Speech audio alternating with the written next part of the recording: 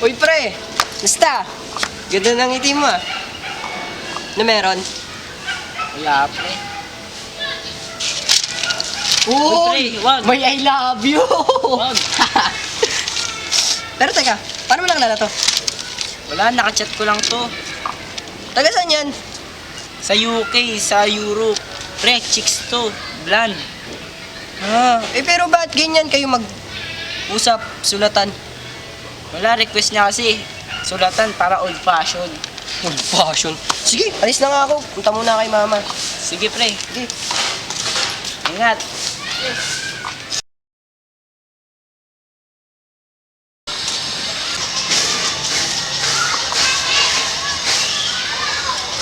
Uy, pre! Baka manood ka ngayon. Wala, pre. Hindi na kasi nagsusulat yung kasulatan ko eh. Yan yung tiga Europe, no? Oo, pre. Ganyan talaga pag long distance relationship. Alam mo, may idea ako. Yun tayo mamaya, mga 5 PM ha. Sige. Kita-kita tayo. Sige, pre. Sige, ano na Text ako? na lang kita. Sige.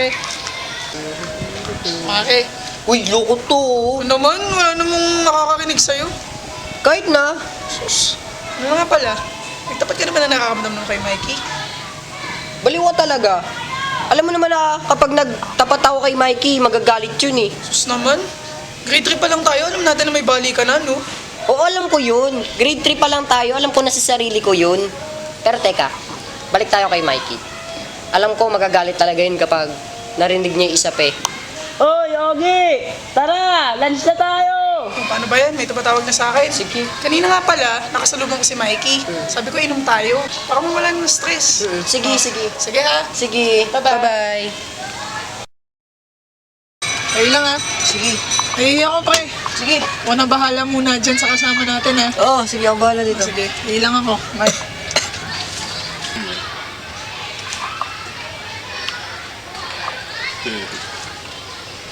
Alam mo, Mike, kung alam mo lang yung nararamdaman ko sa'yo, siguro hindi tayo ganito kalapit sa isa't isa eh. Siguro tama nga din na hindi ko na sinabi sa'yo na binabae ako. At ito ngayon, tulog ka, sinasabi ko sa'yo lahat. Sarap sa pakiramdam. At Mike, may isa pa ako sasabihin sa'yo. Alam mo yung kapalitan mo ng sulat? Yung foreigner? Ako rin yun eh. Ano? Mike!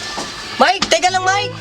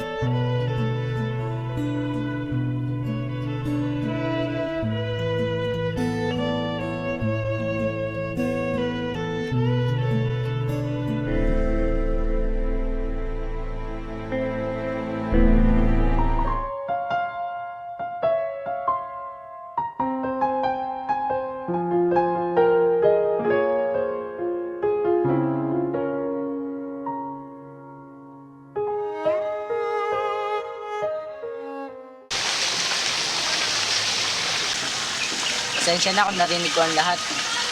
Hindi naman talaga ako uminom ng araw na yun eh. Alam mo naman na malakas ang tama ng kaluluwa ng alak sa akin.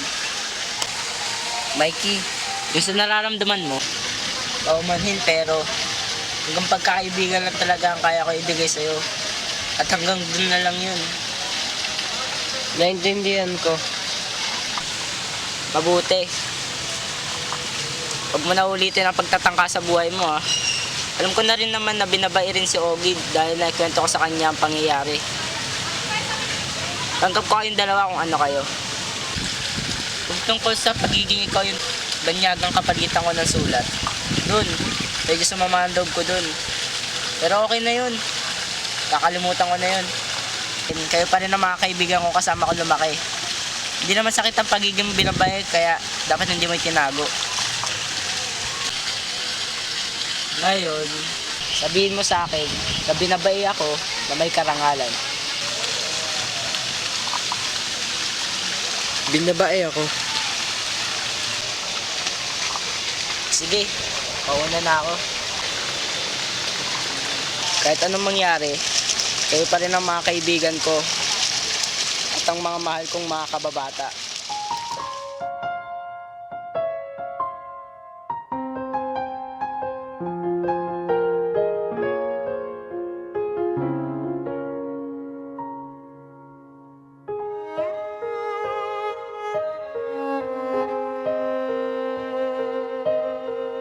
Pare, mahal mo raw ako. Yan ang sabi mo raw nang minsan ay malasing tayo.